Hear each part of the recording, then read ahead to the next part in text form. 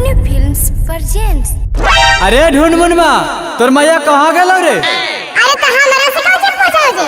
तोर औरत हवा तो तोरा पता ना हवा। हमरा शादी हो जेता हम तोरा से पूछबे कि हां बाबू हमर औरतिया कने गेला? तू रुक बेटा, तू रुक, हेजे रुक, आएंगे। आगे तू कौन यार बस पतिया में लगल है? अरे तू कौन मर दूध के दोवल ही रे धोबिया चलनिया दूसरा बढ़निया के रे। तेरी बहन का तेरा मार का फाड़ दबोगे। चलनिया दूसरे बढ़निया वाला DJ Kanchan Raj Muzaffarpur. Saguni recording studio Islampur.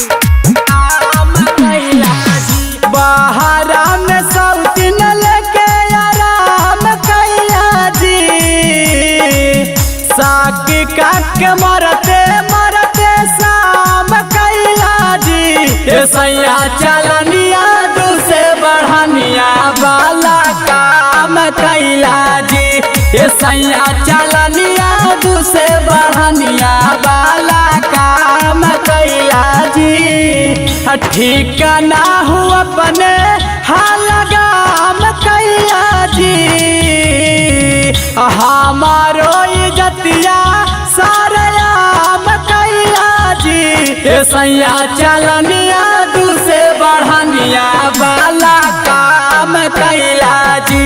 ये सैया चलनिया दूसरे बढ़निया वाला काम कैला जी। डीजे कंचन राज मुजफ्फरपुर। दूसरे बढ़निया वाला काम कैला जी। तू कर बदसरा से ता हमहू राजा कारबो, कंग जाति कारवाता खाके जहर मारबो।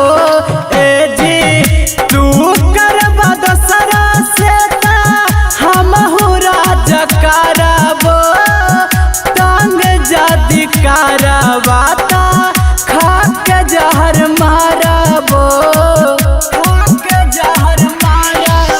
गाँव जबर में बदनाम कैला जी। गाँव जबर में बदनाम कैला जी। ये सैया चलनिया दूसरे बढ़निया वाला काम कैला जी। ये सैया चलनिया दूसरे बढ़निया वाला काम कैला जी। डीजे कंचन राज मुजफ्फरपुर।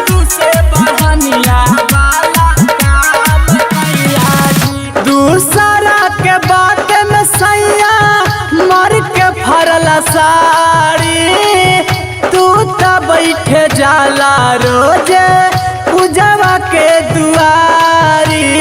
हे जी दूसरा के बात में सैया मर के फरला साड़ी, तू तो बैठे जाला रोजे पूजवा के दुआरी।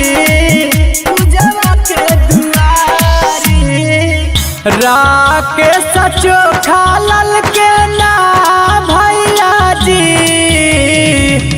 राके सचो खालल के ना भैया जी। ये सैया